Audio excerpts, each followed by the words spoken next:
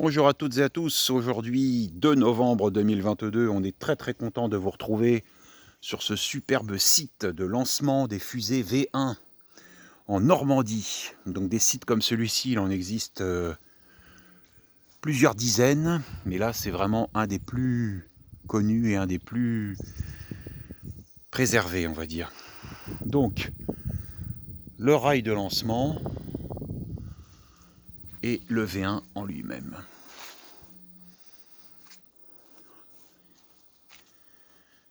Voilà. La rampe orientée à 6 degrés directement vers l'Angleterre.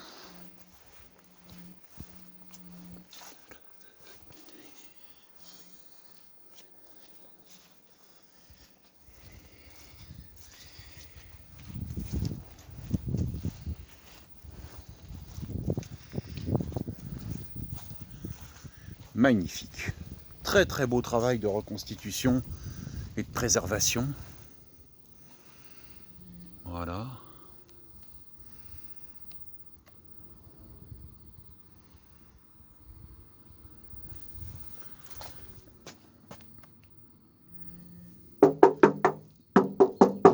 Donc le caisson est creux. Et alors si on comprend bien, à l'intérieur, on place cette espèce de piston qui va catapulter le V1. Voilà. Jusqu'à ce qu'il soit capable d'utiliser sa tuyère de combustion. Magnifique. Donc là on a un petit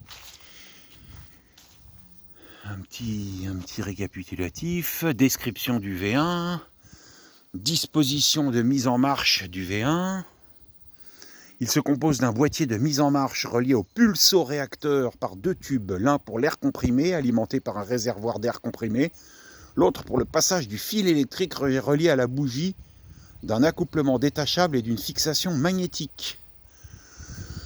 Dispositif de catapultage du V1. Ce dispositif se compose de 2 réservoirs, l'un contenant 5 litres de permanganate et l'autre 40 litres de peroxyde d'hydrogène.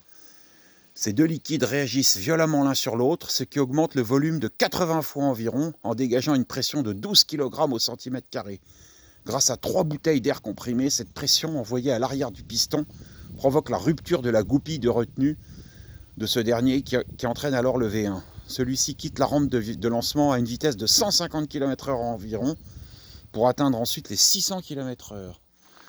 Rampe de lancement orientée vers Londres. Launching pod directed towards London. Un caisson métallique de 42 mètres de long, incliné de 10 degrés, supporte 2 rails. Ce caisson enveloppe un cylindre de 30 cm de diamètre, fendu à sa partie supérieure. À l'intérieur se déplace le piston, masse métallique d'une longueur de 1,30 m et d'un diamètre de 29,5 cm. Muni d'un ergot engagé dans le fuselage, il entraîne la bombe volante. C'est absolument fascinant.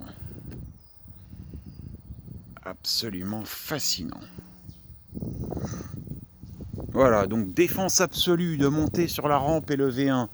Et également défense absolue de circuler en dehors des chemins bétonnés, parce que, soi-disant, il y aurait encore des bombes ou des explosifs, on ne sait pas trop. Alors, bunker de contrôle de tir. Un officier surveille la préparation et la mise en marche. Il déclenche par contact électrique le lancement du V1. L'ouverture frontale est destinée à recevoir un verre blindé. On va aller voir ça.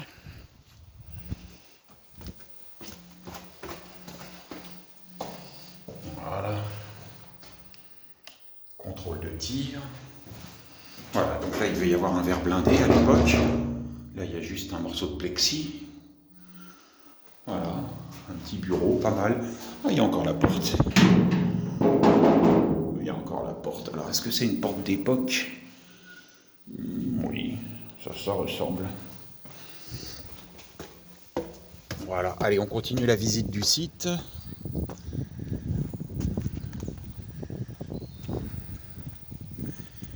Donc ici nous avons un poids étalon servant à tester la fiabilité de la catapulte. Voilà, c'est pas une torpille, c'est un poids étalon. Voilà, donc on va continuer la visite. Donc tout le site est garni d'allées bétonnées qui permettent de circuler sans se salir les pattes.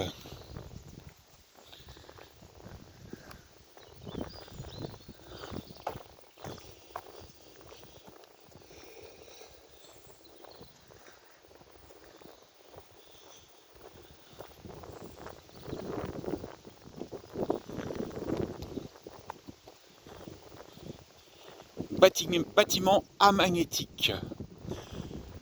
C'est le cœur de l'ouvrage. Les Allemands l'appellent le Richthaus, la cathédrale.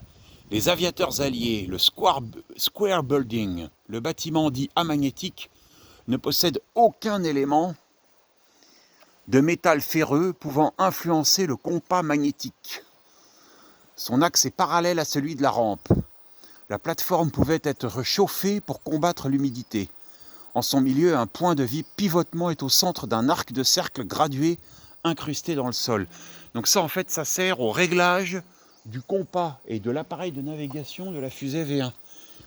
Voilà, et il n'y a aucun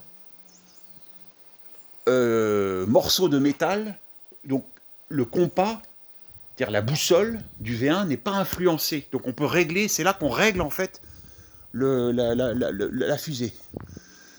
Réglage du V1 dans le bâtiment amagnétique. Le V1 arrive sur un chariot au centre de la plateforme. Après montage des ailes, il est suspendu à un portique en bois. Il est placé de telle sorte que le repère situé sous son ventre soit en concordance avec le repère central de la plateforme. L'extrémité de la queue se trouve alors jusqu'au-dessus de l'arc de cercle.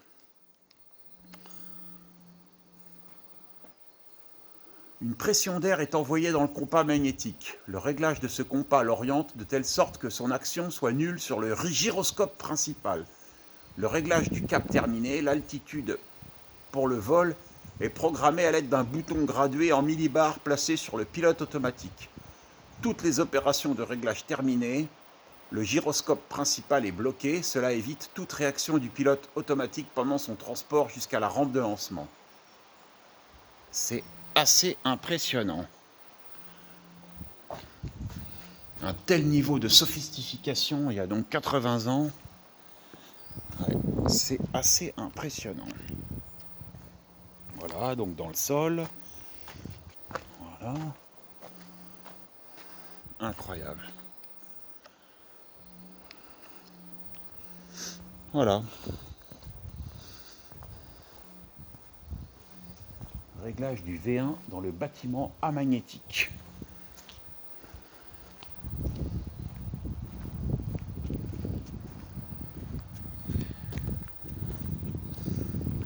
Voilà, donc on constate qu'on est quand même bien abrité par les arbres, hein, bien caché par la végétation. Donc pour les bombardiers anglais, ça devait être quand même compliqué de déceler ce camp.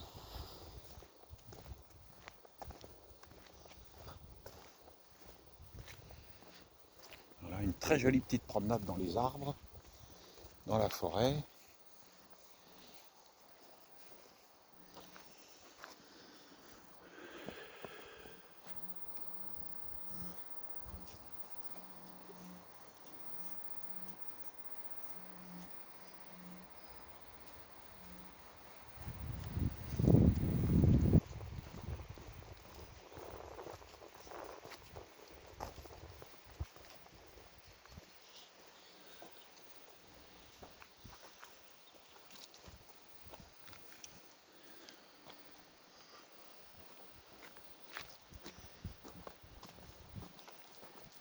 Là, je filme à reculons parce que on a le soleil dans les yeux et ça ferait vraiment trop important contre-jour.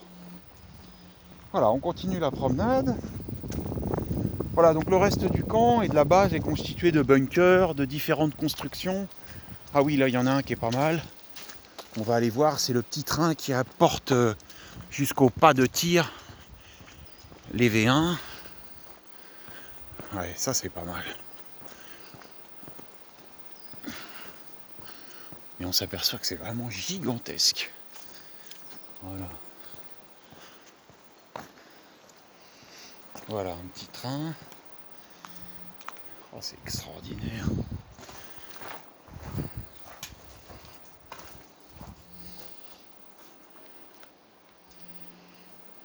Voilà, avec un chariot.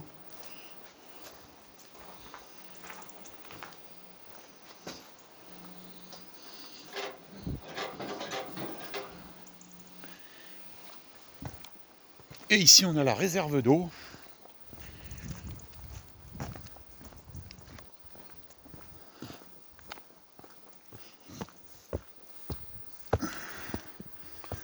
Appelée également aussi piscine.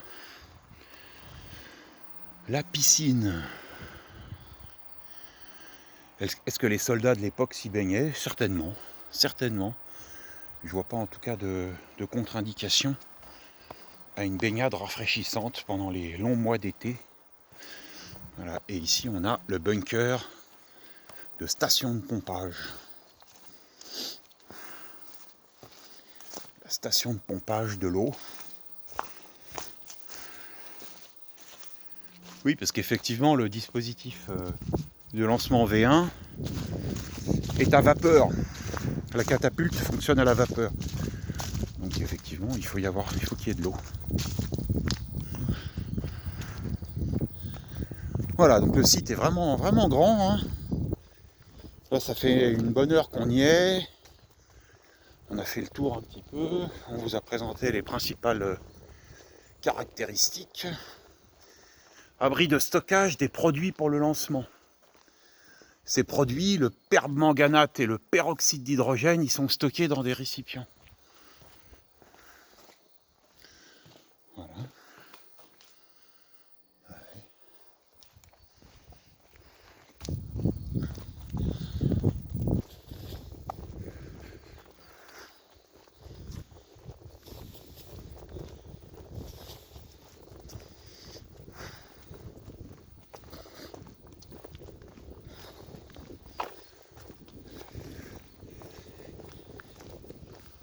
Alors un coup de chapeau aux bénévoles qui s'occupent de ce site.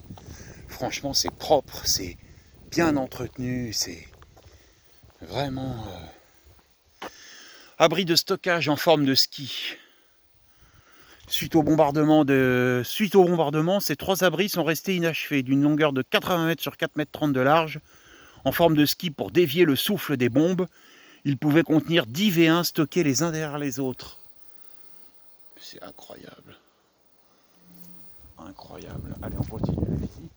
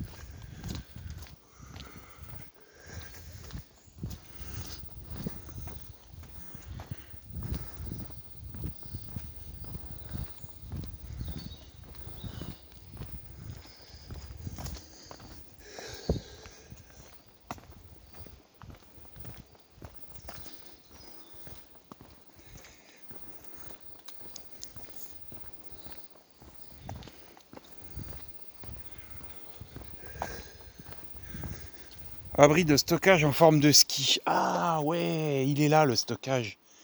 D'accord, c'est ça en fait. Excellent. Il n'y a que le sol. Inachevé. D'accord. Oh, c'est impressionnant. Voilà, il est là. En fait, on est dessus. Il faut imaginer qu'il y a une couverture qui n'a pas été achevée, puisque effectivement le site a été bombardé. Ouais.